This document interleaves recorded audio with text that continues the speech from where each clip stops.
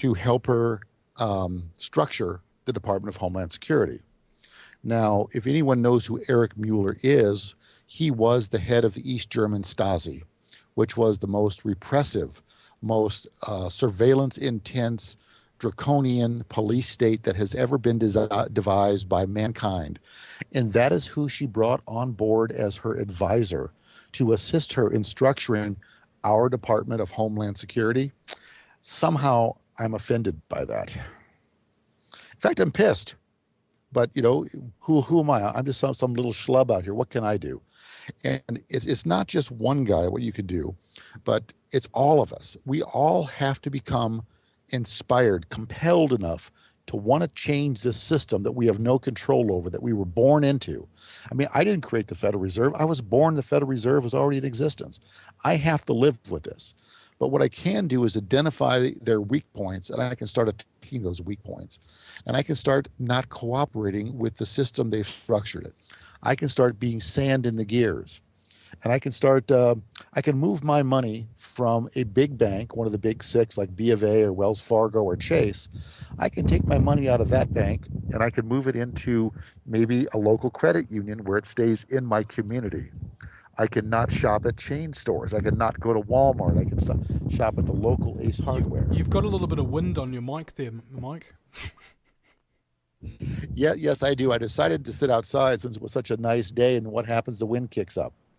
So, you know, par for the course. If something can go wrong, it will at the worst possible time. I ask the indulgence of your audience to forgive me. It seems to have passed. Yeah, it's no longer Murphy's Law. It's Obama's Law. Yeah, it is. But you know, we could. I mean, I can pick holes in this thing all day long. The bottom line is the people of this country have got to get up off their dead butts and start participating, because it's going to affect you sooner or later. If you look at what's going on in Greece, you look at the massive demonstrations, you look at what's going on in Spain, massive demonstrations. I'm sorry, folks, but that's coming to a neighborhood near you really soon. And if the BRIC nations are successful in dropping the dollar as the world's reserve currency, it's going to happen before you know it. And then you're going to be saying, "Oh my goodness, how did we get here? What happened?" And then the police state is going to clamp down, and we're going to have a really, really ugly situation in this country that I hope to avoid. Can I ask you as well, I mean, from your personal experience, have you got a positive outlook, seeing the things you've seen, knowing the things you know? Well, I think that there's nothing outside of our control that we can't fix or change. But people have to engage on a massive basis. And, you know, really, if you look at the math of what it takes to hit critical mass on something, we need 3% of the U.S. population. 3% out of 315 million people. We need about 10 million people to roll up their sleeves and want to go to work and change this country into something better than what it is today. That's all we need, only 10 million. 3%. And we can move the world. I'm not sure if that answers the question, because 3% of the population is not easy by any means. I mean, even the Green Party and Cynthia McKinney, what do they get? 0.2% of the voter turnout. So it's like G. Edward Griffin said to me, is that he's an old guy now and he's been working really, really hard, and you just wish that more and more would be getting accomplished than it currently is. But if you look back and you look at your track record and you look at how different things are in a positive way, this movement, these radio stations and things like that, even so much as a decade ago, didn't exist. Well, you're right. They didn't. And we're starting to get that critical mass. Are we there yet? No, we're not there yet. We have a long way to go, but we can get there. And if people give up hope and fall into despair, then we're screwed. But we've got to keep optimistic. You know, I mean, I have my radio show is on. I'm on from 6 to 8 Pacific time in the USA. I get up at 4:30 in the morning, 5 days a week to do my show. And I do it for the good of the people. Indeed. and as I do this as well. We're definitely not doing it for ourselves, are we, Mike? Because I don't know about you, but I took one hell of a pay cut to take this job. Well, I do this one for free, and there's an advantage in that too, because when you do it for free, they can't buy your influence. That's right. We'll be right back after the break at the VinnyEastwoodShow.com. If you take an active interest in maintaining the optimum health and well-being of yourself and your family, the New Zealand Journal of Natural Medicine is the magazine you've been waiting for. Having taken Australia and New Zealand by storm, the New Zealand Journal of Natural Medicine is now available in the UK and Europe. Visit www.nznaturalmed.co.uk or call 01626 337 531 to order your copy now.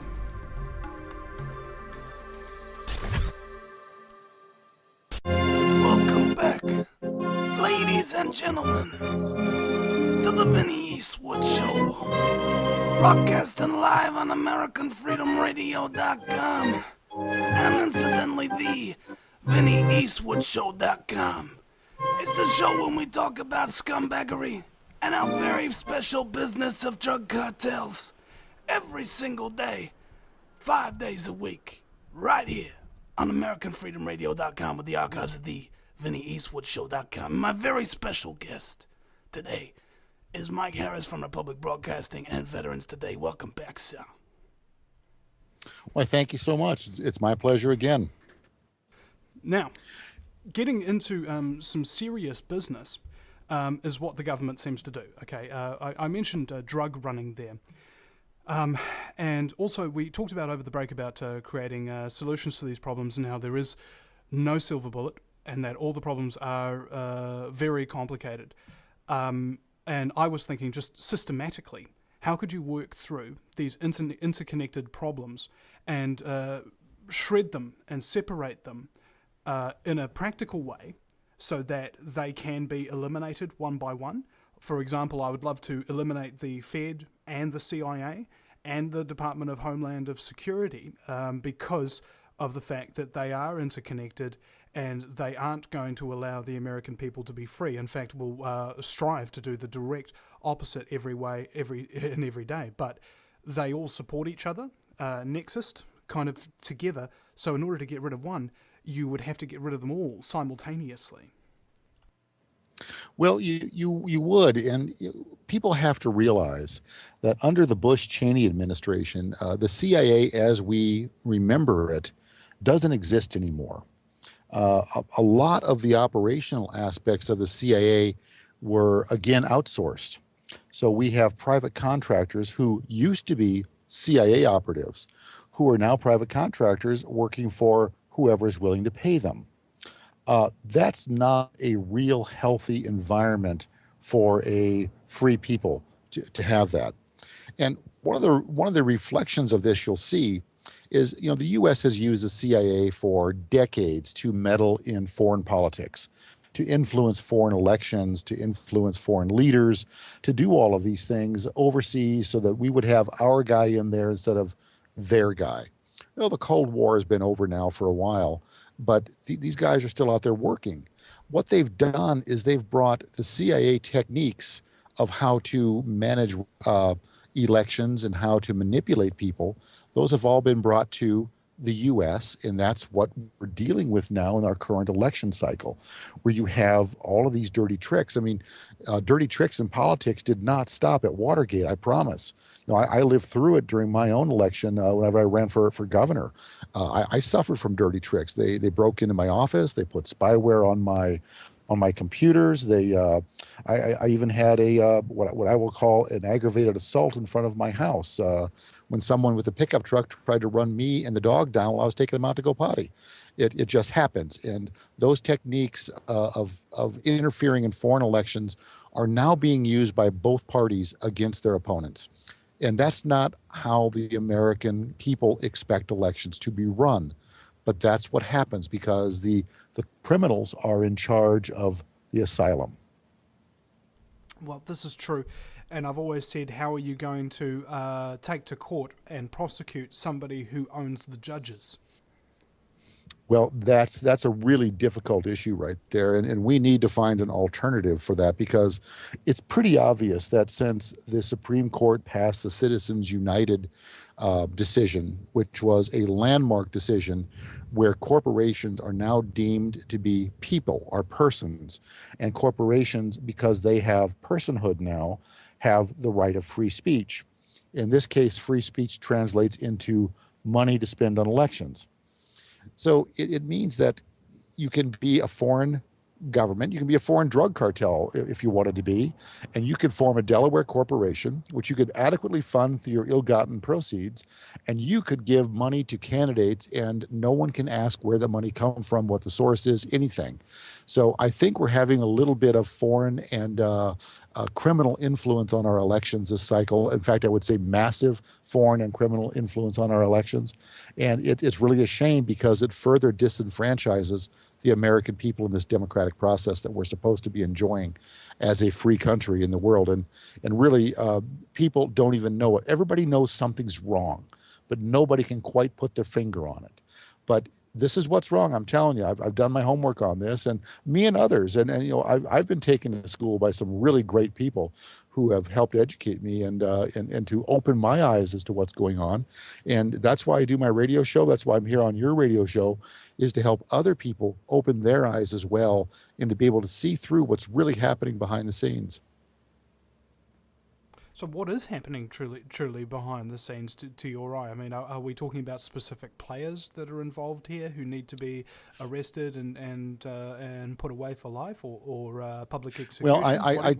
What is it you're... I think I think there are specific players. I think you can look at the Bush crime family, which Mitt Romney has aligned himself with. I think that there is enough right there that there are significant players, always have been. I want to remind the listeners, going back to Iran-Contra scandal under the Reagan administration, that that entire operation was run by George H.W. Bush, who was the former director of the CIA. And if you recall, one of the sources of revenue for Iran-Contra was that they were bringing in cocaine from South America. They were converting it into crack cocaine, and they were selling it into the inner city neighborhoods in East LA. And they were really abusing our black citizens in this country and really creating drug problems for them because they were considered to be the least valuable throwaways. Let's get them hooked on this, and let's have a revenue source that is free from scrutiny and free from supervision by Congress. And it was a way to subvert the constitutional process. It was criminal then, it's criminal now, and this practice has not stopped. And like I said a few moments ago, what we knew as the CIA has largely been outsourced under Bush and Cheney. And these are freelancers, privateers. And the same issues are going on then as are going on now. When the Taliban was occupying Afghanistan before the U.S. occupation, heroin production, opium production was at an all-time low. I spoke with Colonel Evgeny Khrushchev, who was the diplomatic liaison to Afghanistan under the Soviet occupation, as well as the diplomatic liaison to Afghanistan under the Russian during the U.S. occupation. And according to his numbers, opium production has gone up 5,000% in Afghanistan under U.S. control. So if we have drug laws in this country and that are supposed to be honored and enforced, why is our government enabling the production of opium and heroin to increase 5,000% under our watch? What's going on here? Something doesn't smell right, does it? Well, I would refer people to the work of Michael Rupert from thewilderness.com and compvcia.com, and he's exposed that the CIA is involved in enormous amounts of drug running in and out of Afghanistan and other drug-producing nations, Colombia, where all these Contras are and all of that sort of thing. And apparently, and this has been supported by Catherine Austin Fitz. I think she might have been the former Treasury Secretary or something of the United States, but they've said that they're pouring in liquid cash into the economy. So they go off, they sell their drugs, and they put their liquid cash into the economy through major corporations that are listed on the New York Stock Exchange. Because if you're listed on the New York Stock Exchange, apparently you don't have to fill out those transaction receipts for transactions over $10,000. You don't have to explain where your money comes from. and they say it's numbering in about $500 million annually in liquid cash through the economy. So